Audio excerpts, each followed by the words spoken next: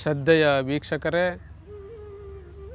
ಇಲ್ಲದ ದೇವರ ಹುಡುಕಾಟವನ್ನು ಜನ ಈ ಜಗತ್ತಿನಲ್ಲಿ ಮಾಡ್ತಾನೇ ಇರ್ತಾರೆ. ಅದಕ್ಕೋಸ್ಕರವಾಗಿ ಒಂದಿಲ್ಲೊಂದು ವ್ರತ ನೇಮ ಆಚಾರಗಳನ್ನು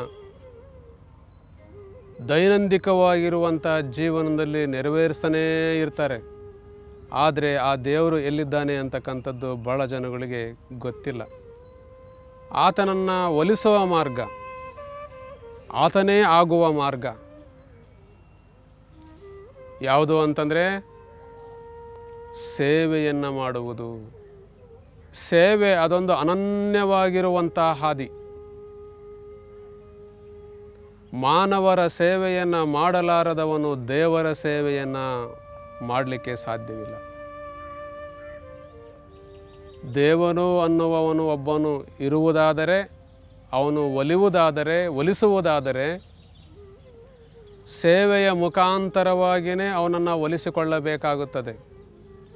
ಸೇವೆಯ ಮಾರ್ಗ ಅದು ಸನ್ಮಾರ್ಗ, ಅದು ಶ್ರೇಷ್ಠವಾಗಿರುವಂತಹ ಮಾರ್ಗ.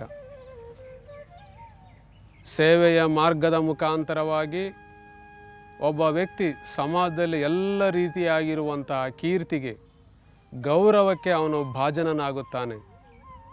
ಹಾಗಾದರೆ ಯಾರ ಸೇವೆಯನ್ನು ಮಾಡುವುದು? ಗುರು ಹಿರಿಯರ ಸೇವೆಯನ್ನು ಮಾಡುವುದು, ವೃದ್ಧೆಯರ ಸೇವೆಯನ್ನು ಮಾಡುವುದು. ಇವತ್ತು ವೃದ್ಧಾಶ್ರಮಗಳು ಹೆಚ್ಚಾಗುತ್ತಾ ಇವೆ. ತಮ್ಮ ತಂದೆ ತಾಯಿಗಳ ಸೇವೆಯನ್ನು ಮಾಡಲಾರದವರು ಅದಾವುದೋ ಒಂದು ದೇವಸ್ಥಾನಕ್ಕೆ ಹೋಗಿ, ಮಂದಿರಕ್ಕೆ ಹೋಗಿ ಎಲ್ಲರೂ ನೋಡುವಂತೆ ದೊಡ್ಡ ದೊಡ್ಡ ಪೂಜೆ ಇತ್ಯಾದಿಗಳನ್ನು ಮಾಡಿಸುತ್ತಾರೆ. ಮನೆಯಲ್ಲಿರುವಂಥ ತಂದೆ ತಾಯಿಗಳನ್ನೇ ನೋಡಿಕೊಳ್ಳುವುದಿಲ್ಲ. ಅಲಕ್ಷ್ಯ ಮಾಡುವಂಥ ಸಂಭವ ಇದೆ. ಅದೇ ರೀತಿಯಾಗಿ ಇವತ್ತು ದೀನರ ಸೇವೆಯನ್ನು ಮಾಡುವುದು, ಅಬಲರ ಸೇವೆಯನ್ನು ಮಾಡುವುದು, ಎಲ್ಲಕ್ಕಿಂತ ಮುಖ್ಯವಾಗಿ ದುಃಖಿತರ ಸೇವೆಯನ್ನು ಮಾಡುವುದು, ರೋಗಿಗಳ ಸೇವೆಯನ್ನು ಮಾಡುವುದು. ಆ ದೀನ ದುಃಖಿತರ